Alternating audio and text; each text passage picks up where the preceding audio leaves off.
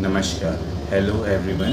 मैं डॉक्टर ऋषि गोयल आज आप सबसे on occasion of World Vitiligo Day सफ़ेदा यानी कि विटिलिगो या ल्यूकोडर्मा से संबंधित कुछ इम्पोर्टेंट पॉइंट्स डिस्कस करूँगा। विटिलिगो होता क्यों है? ये एक ऑटो इम्यून कंडीशन है जिसमें पिगमेंट बनाने वाले सेल्स यानी कि मेलानोसाइट्स डैमेज हो जाते हैं, जिससे पिगमेंट या मेलानिन कम बनता है।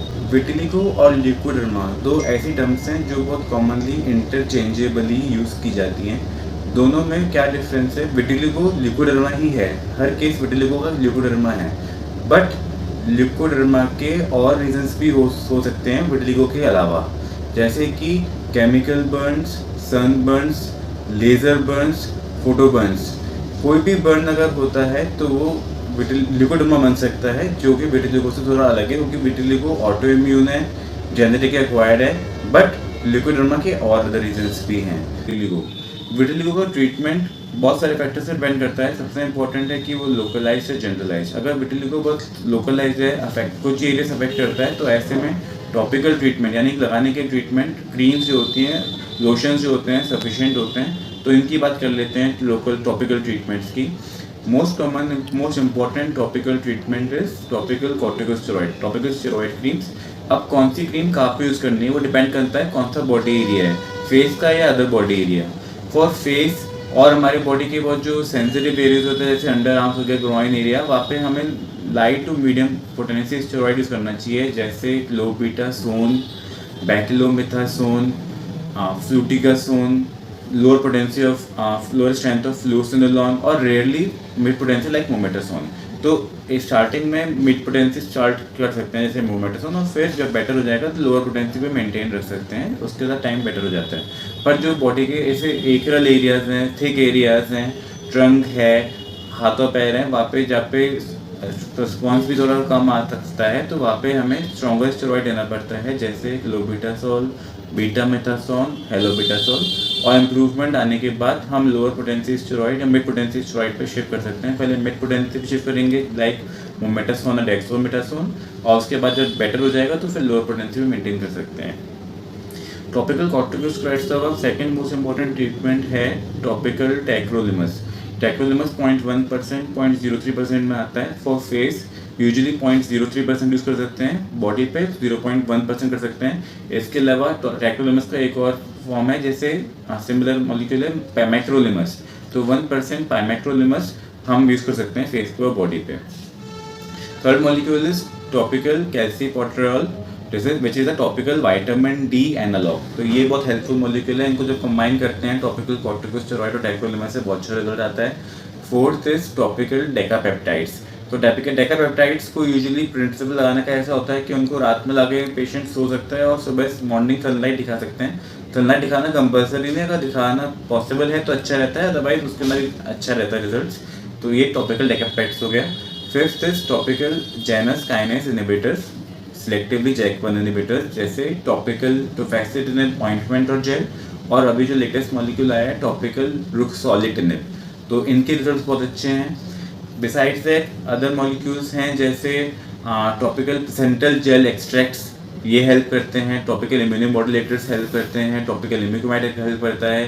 अब एक बहुत इंपॉर्टेंट थेरेपी है टॉपिकल सोरेलिन। टॉपिकल सोरेलिन दो टाइप्स की होती है, 8-मेथॉक्सी-सोरेलिन या 4,5-8, विच इज कॉल्ड ट्राईमेथॉक्सी-सोरेलिन। 8-मेथॉक्सी-सोरेलिन ट्राईमेथॉक्सी-सोरेलिन से ज़्यादा इफेक्टिव और ज़्यादा पोटेंट होती है, पर साइड इफेक्ट्स के चांसेस भी होते हैं। तो सोरेलिन को लगाने का प्रिंसिपल ये होता है कि ये अफेक्टेड एरिया पे लगाना है। इस फेस को भी अवॉइड करना चाहिए स्टार्टिंग में, बॉडी इस पर लगाना चाहिए स्टार्टिंग में। उसके बाद लगाने के आधे घंटे में जब वो हो जाती है तो सनलाइट दिखानी चाहिए। स्टार्टिंग में सनलाइट जो दिखानी चाहिए वो या तो अर्ली मॉर्निंग या लेट आफ्टरनून की हो, बहुत तेज सनलाइट ना हो, और लोशन इनिशियली 5 to 7 मिनट दिखा के उसको वॉश करना ज़रूरी है। वॉश करना अगर भूल जाते हैं तो उसमें ब्लिस्टर बढ़ सकता है, हाइपर पिगमेंटेशन हो सकता है, बर्न हो सकता है। जैसे धीरे धीरे ऑल्टरनेटिव्स लगाना स्टार्टिंग में अच्छा रहता है, धीरे धीरे इसको टाइम ग्रेजुअली बढ़ा सकते हैं, 5 to 6 मिनट एंड 7 मिनट्स बढ़ा सकते हैं। और सनलाइट भी हम थोड़ी स्ट्रॉन्ग दे सकते हैं, जैसे स्टार्टिंग में अर्ली मॉर्निंग या लेट आफ्टरनून दे रहे हैं। With time sunlight mid day की हम 12 to 4 की दे सकते हैं, बट लगाने के 32 मिनट के बाद वॉश करना ज़रूरी है। टॉपिकल सर्वेलेंस बहुत हेल्पफुल रहता है, उसके रिजल्ट बहुत अच्छे हैं अगर उसको प्रॉपरली और केयरफुली यूज़ किया जाए तो। अब हम बात करते हैं इसके अलावा लोकल फर्टिलिगो में एक्साइमर लैम्प बहुत हेल्पफुल है। एक और थेरेपी होती है narrow band UVB phototherapy, but वो जनरलाइज विटिलिगो के लिए होती है जिसकी डिस्कशन अभी हम थोड़ी देर में करेंगे। But for local vitiligo besides topical treatments excimer lamp जो होता है 308 नैनोमीटर वेवलेंथ होती है उसकी, वो बहुत हेल्पफुल ट्रीटमेंट है, बहुत सपोर्टिव एडजुवेंट ट्रीटमेंट है और बहुत अच्छे रिजल्ट देता है। उसको ऑल्टरनेट डेज या हफ्ते में 2 बार लिया जा सकता है। उसका टाइम भी ग्रेजुअली 15 सेकंड से इंक्रीज किया जाता है और उसके बाद कोकोनट ऑयल एप्लीकेशन लगाया जा सकता है ताकि वो एरिया ड्राई ना पड़े, मॉइस्चराइज करता रहना ज़रूरी होता है उसके साथ। तो इसी अलावा टॉपिकल क्रीम जब भी लगाते हैं उसके बाद अगर हम मॉइस्चर लगा लेंगे तो रिजल्ट और अच्छा आएगा और कोई साइड इफेक्ट चांसेस कम हो जाते हैं। अब बात करते हैं जनरलाइज विटिलिगो। अगर विटिलिगो मल्टीपल एरियाज में है, ये विटिलिगो वल्गैरिस है, मल्टीपल एरियाज इन्वॉल्वमेंट है which is more than 10% of the body surface area, तो ऐसे में टॉपिकल ट्रीटमेंट सफिशिएंट नहीं होता, हमें ओरल ट्रीटमेंट की ज़रूरत पड़ती है। The most commonly use oral treatment is oral corticosteroid therapy जो मिनीपल्स थेरेपी में दी जाती है। ओरल मिनीपल्स थेरेपी दी जाती है ओरल, चाहे वो ओरल डेक्सामेथासोन हो गया, ओरल बीटामेथासोन हो गया। यूजुअली डोज 0.1 mg पर kg बॉडी वेट दी जाती है और बेसलाइन वर्कअप जरूरी होता है जो हमने अभी डिस्कस किया था कि complete blood counts, liver function test, kidney function test, baseline height, बच्चों के लिए अगर है बच्चों को विटिलिगो तो उनकी height assessment, body mass index, weight measurement करना ज़रूरी है। इसके साथ साथ कोलेस्ट्रॉल लेवल्स, प्रोटीन लेवल्स और ये सब कराना ज़रूरी है कि क्योंकि स्टेरॉइड देने से ये सब चेंजेस डिरेंज हो सकते हैं। तो बेसलाइन वर्कअप हमारे पास होना चाहिए, बेसलाइन वैल्यूज पता होना ज़रूरी है। इसके अलावा ओरल कॉर्टिकोस्टेरॉइड्स और ब्लड प्रेशर और शुगर मॉनिटरिंग के साथ साथ जरूरी है ओरल कॉर्टिकोस्टेरॉइड्स के। बिसाइड्स दैट ओरल कॉर्टिकोस्टेरॉइड्स के अलावा और ओरल इम्यूनोसप्रेसेंट्स हैं जो एक्सटेंसिव डिजीज में देने की ज़रूरत पड़ती है, जिसमें ओरल साइक्लोस्पोरिन आता है, oral methotrexate, mycophenolate, mofetil, azathioprine, ये सब हेल्पफुल थेरेपीज हैं। ओरल एडजुवेंट्स होते हैं, oral supplements like zinc, oral adjuvants like immunomodulators like levamisole, ये हेल्पफुल रहते हैं। और कुछ नई थेरेपीज हैं जैसे ओरल फिनाइल एलानिन, टायरोसिन, ये सब हेल्पफुल थेरेपीज हैं। गिंगो बाइलोबा एक्सट्रैक्ट्स जो बॉडी की इम्यूनिटी बूस्टअप करते हैं और विटिलिगो को सप्रेस करने में हेल्प करते हैं। इसके अलावा ओरल थेरेपीज में ओरल सोरेलिन बहुत इंपॉर्टेंट डिस्कस करना। तो ओरल सोरेलिन यूजुअली रिजर्व रहती है above 12 years of age, 12 years से नीचे देना अवॉइड करना चाहिए। इन एनी केस चिल्ड्रन में टॉपिकल थेरेपी और एक्साइमर थेरेपी ज़्यादा हेल्पफुल रहती है। वर्स्ट केस सिनेरियो में ओरल कॉर्टिकोस्टेरॉइड पल्स दी जा सकती है, बट ओरल इम्यूनोसप्रेसेंट जितना अवॉइड किया जाए उतना अच्छा है। ऐसे ही ओरल सोरेलिन थेरेपी 12 ईयर्स के ऊपर सेफ रहती है। Oral psoralen again can be divided 8 मेथॉक्सीसोरेलिन और ट्राईमेथॉक्सीसोरेलिन। तो 8 मेथॉक्सीसोरेलिन ज़्यादा अच्छी रहती है, पर थोड़े साइड इफेक्ट्स होते हैं। 8 मेथॉक्सीसोरेलिन थोड़ी गैस्ट्रिक साइड इफेक्ट्स कर सकता है, नोजिया वॉमिटिंग कर सकता है, तो आफ्टर मील लेना चाहिए। इनिशियल अगर गैस्ट्राइटिस के सिम्टम्स रहते हैं तो ओरल एंटासिड और एंटी एमेटिक जैसे ऑन्डेसिट्रॉन ले सकते हैं। उसके बाद इसे जैसे हमने लोशन के आधे घंटे बाद दिखानी होती है, तो टैबलेट को खाने के 2 घंटे बाद लाइट दिखानी होती है। इसको 10 से 15 मिनट ट्यूब दिखानी होती है और ऑल्टरनेट डेज इनिशियली स्टार्ट करते हैं। और ध्यान ये रखना होता है कि ओरल सोरेलिन जब भी देते हैं तो सनलाइट एक्सपोजर के बाद पेशेंट को फोटो प्रोटेक्शन फॉलो करना बहुत ज़रूरी है। तो सनस्क्रीन लगाना ज़रूरी है, जो टॉपिकल सोरेलिन के साथ भी बहुत ज़रूरी है सनस्क्रीन लगाना। और ओरल सोरेलिन के साथ साथ आई प्रोटेक्टिव गॉगल्स पहनना भी बहुत ज़रूरी है, बिकॉज आई डैमेज कर सकता है वो। तो जब भी ओरल सोरेलिन थेरेपी प्रिस्क्राइब की जाती है तो सन प्रोटेक्शन, फोटो प्रोटेक्शन और आई प्रोटेक्टिव गॉगल्स पहनना बहुत ज़रूरी होता है और अब 12 ईयर्स के लिए सेफ होती है। ये बहुत हेल्पफुल थेरेपी है और इसके साथ liver function test, kidney function test की मॉनिटरिंग ज़रूरी होती है। इसके अलावा जो भी लेटेस्ट जो FDA अप्रूव ट्रीटमेंट है, ट्रीटमेंट ऑफ चॉइस है फॉर जनरलाइज विटिलिगो, वो है नैरो बैंड यूवीबी फोटोथेरेपी, जिसकी वेवलेंथ 311 से 340 नैनोमीटर तक होती है। ये ट्रीटमेंट ऑफ चॉइस है फॉर जनरलाइज विटिलिगो क्योंकि इसके साइड इफेक्ट्स हमसे कम है, ये सोरेलिन थेरेपी से सेफर है, कम साइड इफेक्ट्स है, रिजल्ट बहुत अच्छे आते हैं। और इसको जब कंबाइन किया जाता है ओरल थेरेपी से और टॉपिकल थेरेपी से तो बहुत फास्ट रिजल्ट आते हैं। इनिशियली इसको स्टार्ट लोअर एनर्जी पे करते हैं 200 मिली जूस पे, फिर धीरे धीरे 10% इंक्रीज करते हैं, 1500 to 2000 मिली जूस तक जाते हैं, फिर थोड़ा मेंटेन रखते हैं। काफ़ी लोगों को उतने में इंप्रूवमेंट आ जाता है। अगर उसमें भी इंप्रूवमेंट नहीं आता तो फिर हम सेशन बढ़ा सकते हैं, ट्वाइस अ वीक लेने होते हैं। और एटलीस्ट 3 to 6 मंथ्स की थेरेपी चाहिए होती है, पर अप टू 18 मंथ्स दी जा सकती है। कुछ कंट्री जैसे ऑस्ट्रेलिया जहाँ पे स्किन कैंसर बहुत कॉमन है, वहाँ पे कैंसर का रिस्क होता है फोटोथेरेपी से, पर इंडिया में ये सब कॉमन नहीं है। स्किन कैंसर बहुत लो है रिस्क, तो फोटोथेरेपी लॉन्ग टर्म तक दी जा सकती है। प्रॉब्लम बस ये है कि पेशेंट को बार बार आना पड़ता है क्लिनिक, तो बस ये एक फैक्टर रहता है। तो अगर हफ्ते में 2 बार भी ले सकते हैं तो ये बहुत अच्छी थेरेपी है। अब बात करते हैं विटिलिगो में। अब ये तुम्हारी मेडिकेशंस की बात हो गई, oral therapy, topical therapy, excimer therapy, phototherapy. अब हम बात करते हैं सर्जरीज की। इसके लिए सर्जरी, विटिलिगो सर्जरी भी होती है, पर उसके लिए सबसे इंपॉर्टेंट हमें डिस्कस करना ज़रूरी है स्टेबल और अनस्टेबल विटिलिगो।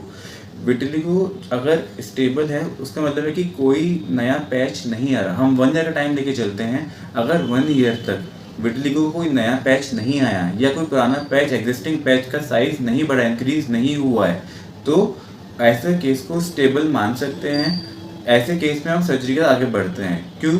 क्योंकि अगर केस अनस्टेबल है तो सर्जरी भी एक ट्रॉमा करती है, और एक फिनोमेना होता है कोएबनर फिनोमेना। तो Koebner phenomena means any trauma can increase vitiligo. कोई भी चोट, कोई भी ट्रॉमा लगता है, सर्जरी भी एक ट्रॉमा ही है, तो वो विटिलिगो फैला सकती है। तो इसलिए स्टेबल विटिलिगो होना बहुत ज़रूरी है। बहुत सारी टाइप की सर्जरीज हैं जो विटिलिगो में हेल्पफुल होती हैं, जैसे mini punch grafting, suction blister epidermal grafting, split thickness skin grafting, epidermal non cultured suspension और मेलानोसाइट कल्चरल ट्रांसप्लांटेशन। ये जो कल्चर और नॉन कल्चरल ट्रांसप्लांटेशन है सबसे लेटेस्ट एडवांस थेरेपी। इसके रिजल्ट स्टेबल विटिलिगो में बहुत अच्छे हैं। इसको कंबाइन किया जा सकता है ओरल एंड टॉपिकल थेरेपी से, बट स्टेबिलिटी बहुत इंपॉर्टेंट है। कुछ एरियाज थोड़े लेस रिस्पॉन्सिव होते हैं, जैसे एक्रेल एरियाज। तो जब से भी सर्जरी की जाती है तो ओरल एंटीबायोटिक्स, टॉपिकल एंटीबायोटिक्स दी जाती हैं, और 1 हफ्ते 1-2 हफ्ते बाद जब एरिया हील हो जाता है तो सर्जरी के बाद phototherapy, narrow band phototherapy and as well as excimer therapy can be started for अच्छे रिजल्ट, बेटर रिजल्ट्स के लिए। अब इन सब के बाद एक टॉपिक और डिस्कस करना जरूरी है विटिलिगो में, जिसे कहते हैं कैमूफ्लाज। काफ़ी बार पेशेंट को बहुत जल्दी रिजल्ट चाहिए होता है, और टॉपिकल क्रीम्स, ओरल मेडिकेशन या लाइट थेरेपी से रिजल्ट आने में टाइम लग सकता है। पेशेंट को वैसे सोशल मीटिंग, सोशल गैदरिंग्स में जाने में दिक्कत होती है, तो उनको कुछ कैमूफ्लाज चाहिए। तो बहुत सारी कैमूफ्लाज क्रीम्स आती हैं विटिलिगो में जो हेल्पफुल हैं, जो यूज़ कर सकते हैं according to the skin type. तो वो पहले पैच टेस्टर यूज़ करनी चाहिए ताकि उससे कोई एलर्जिक रिएक्शन ना हो। जब वो यूजफुल हो जाए, जब पेशेंट को साइड इफेक्ट नहीं हो रहा, तो फिर रेगुलरली यूज़ की जा सकती है। ऐसे ही एक ट्रीटमेंट होता है परमानेंट मेकअप, PMU। तो PMU मेकअप में भी कैमोफ्लाज ट्रीटमेंट्स होते हैं। तो वो कुछ एरियाज पे रिजर्व हो सकता है जहाँ पे सर्जरी नहीं की जा सकती, यहाँ पे ट्रीटमेंट कॉस्टली पड़ रहा है, जहाँ पे मेडिकेशन का रिजल्ट अच्छा नहीं आ रहा है, वहाँ पे as a part of PMU permanent makeup camouflage treatments होते हैं, जहाँ पे हम कुछ रेजिस्टेंट एरियाज ऐसे होते हैं, जैसे एक्रेल एरियाज, जो नॉन रिस्पॉन्सिव एरियाज होते हैं, या पे रिजल्ट अच्छा नहीं आ रहा है, तो आप में PMU को यूज़ कर सकते हैं एडजुवेंट ट्रीटमेंट। बट प्रॉब्लम्स क्या हैं कि एक तो ये परमानेंट नहीं होता है, रेगुलरली कराना पड़ता है। अगर कोई प्री-एग्जिस्टिंग कंडीशन है जैसे डायबिटीज़, तो उसमें अवॉइड करना चाहिए। कुछ रिलीजियस इशूज़ हो सकते हैं टैटूइंग के साथ साथ, तो इसलिए हर केस में प्रेफर्ड नहीं है, पर as a backup, as a add on ये कैमोफ्लाज ट्रीटमेंट्स यूज़ कर जा सकते हैं। विटिलिगो काफ़ी बार लोग बोलते हैं कि क्या ये क्यूरेबल है, तो हमें समझना चाहिए कि विटिलिगो एक कंट्रोलेबल कंडीशन है, ट्रीटेबल कंडीशन है, बट क्यूरेबल नहीं है, बिकॉज ये ऑटोइम्यून कंडीशंस होती हैं। ऑटोइम्यून कंडीशन जो भी हो सकती हैं, जो भी होती हैं, वो कंट्रोल तो की जा सकती हैं, ट्रीट तो की जा सकती हैं, पर जड़ से ख़त्म नहीं किया जा सकता।